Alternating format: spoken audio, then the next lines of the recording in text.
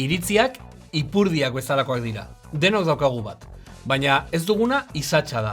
Ugaztunetan ohikoa den gorputzaren atal bat. Noiz galdu genuen izatsa? Hau, gure arbasoak da.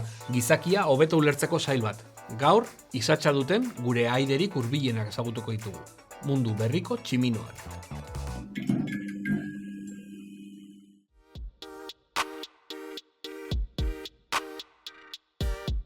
Ipurdia begiratzen hasi aurretik, begiratu zure sudurrari.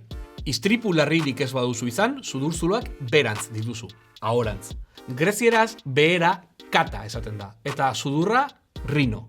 Katarrino hitza, esaten badizut, ematen du garrantzi gabeko gaixotasun bat.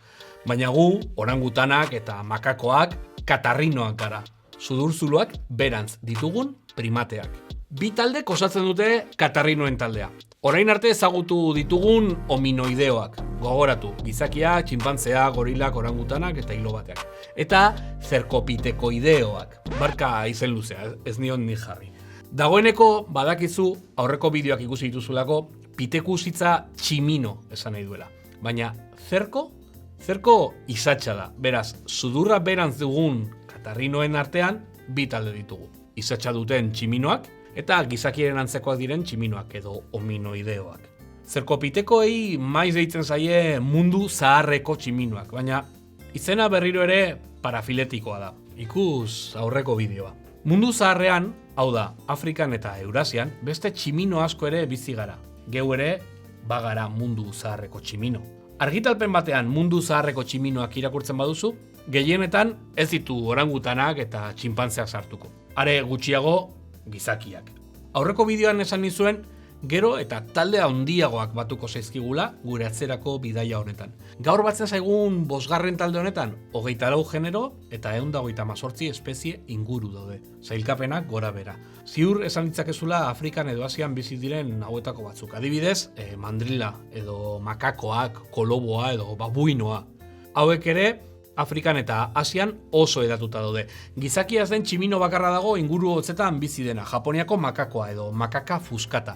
Ziur dokumentalen batean ikusi dituzula negu hotza termatan igarotzen. Goxo, erdilo, inbidia ematen.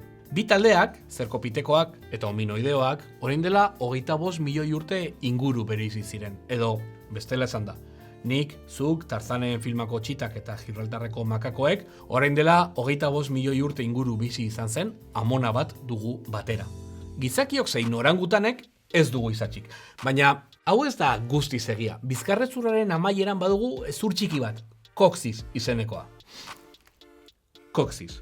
Uzkorno, ipurkonkor, ipurtxuntxur. Izatzetik geratzen zaiguna. Izatz falta hau hain da nabarmena ezaugarri hori proposatu dela bi taldeak sortzeko espeziazio iturri gisa. Hau da, gure arbaso talde batek, baina ez zerkopitekoena, izatza galdu zuela mutazio genetiko baten ondorioz. Eta horrek ekarri zuela bi talde finkatzea. Izatzdunak eta izatzgabeak. Badira, izatzik gabeko fosil batzuk, gure leinukoak beraz, eta ez oraintxe batu zaigun taldekoak. Keniako Natxolapithekusek, adibidez, ez zuen izatza. Baina orain dela 15 milioi urte inguru bizi zen, beraz, lehenago egon beharko zen beste izatzgaberen bat. Orain dela 21 eta 17 milioi urte artean bizi zen prokonsul ere, hautagaiona da. Ez baitzuen izatzik, baina ez dago argi. Beste ezaugarri batzu begiratuta, ea hominoideoen barruan sartu behar den, edo desagertutako beste talderen batean. Gure bidaiko taldea handitzen ari da, eta dagoeneko prest gaude Atlantikoa gurutzatzeko, eta gure Amerikako lehengusuak ezagutzeko. Baina hori, hurrengo atalean izango da. Hau, gure arbasoak da, eta ikusgelan zaude. Gustatu bazaizu, arpidetu, eta eman like. Hurren arte!